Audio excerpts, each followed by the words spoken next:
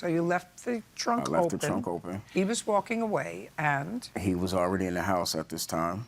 So while I'm waiting for the cops to answer the phone, he comes back out with two 10-inch butcher knives, one in each hand. So now he starts coming at me. Now the police is on the phone. So he lunges at me with the right hand. I jump back, and I'm giving the police a play-by-play of what's happening as I'm keeping my distance. So now I'm in the middle of the street. I'm still telling him what he's saying. He's screaming, hollering, calling me a rat, all this other crazy stuff. What you are? He goes to the car. Shh.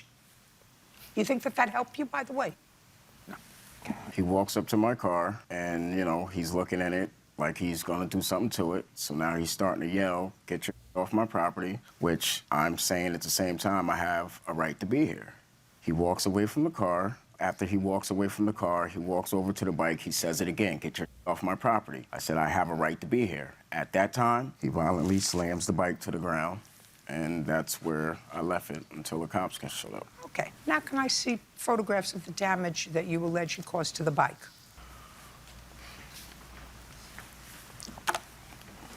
Did you get the bike out of your friend's house? Yes.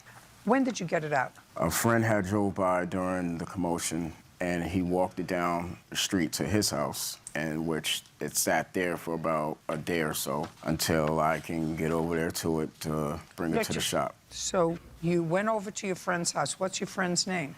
I forgot. It was somebody that I rode with. Well, what's his name? You went to his house. He lives a couple of doors down. He walked it down to his house and kept it there. I understand that. What's his name? I don't know. He knows him better than I do. We rode the bikes about twice, and he took it off the property, so I was able to get my car off the property at the same time. Okay, sir. And how did you get the bike to the shop? I had to drive it in the way that it was. Just a second. The question is, how did you get the bike to the shop from the person whose name you don't know's house? I had to ride it over there. Yeah. You rode it. Okay. That's why you got it there. Yeah. Okay, sir. Now I'll hear you. Your version. My main issue was when he came to the house, he came rowdy, you know, like took his shirt off like he wanted to fight, and he ran to his car. He wasn't already at the car. He ran to his car and popped the trunk. Oh, he didn't come out that way, sir. Something happened before. He didn't just take his shirt off and run to his car and get a pipe. That's not what happened. He wasn't at the house. Then he came to the house. How did he get to the house? I guess by the bike, yes.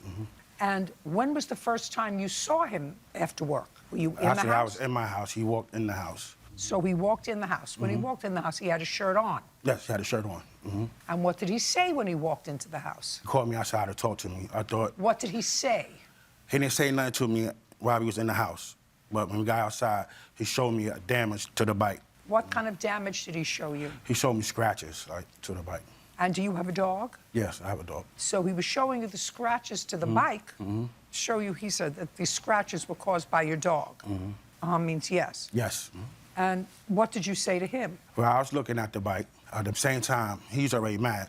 So he's like... No, just tell me slowly. Yeah. He showed you the scratches on the bike. Come on out here, look at this. Shows you the scratches on the bike. Now, he had taken the bike to work that day. Yes, he did. Now, you go outside, you see scratches on the bike.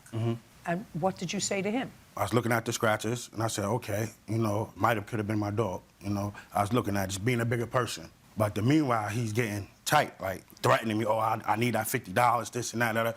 So I was telling him, yo, first of all, calm your voice, yo, start screaming on the property. Like, you got neighbors coming out, you know what I'm saying, calm yourself down. He like, I don't give a part of my language, I don't give a I'll do what I want to do, nobody gonna tell me about my So I said, oh, you feel like that? So you gonna feel like that on my property?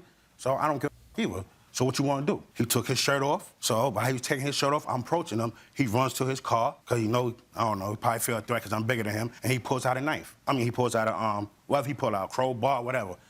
I couldn't get to him, so I ran to my house, and I got a knife. And when I got the knife, I went after him, because I wasn't playing with him. Like, you know, I got kids here, you on my property, now you're threatening me. Now it's an issue. You know, so after I done told you to leave off my property. You know, I did not tell you cannot keep your bike there. I just telling you yourself to leave and come back and talk when you calm down. You know, it was hot, he was mad, he must have been having a bad day, arguing with his girl, I don't know what the issue was. But you're not gonna threaten me on my property.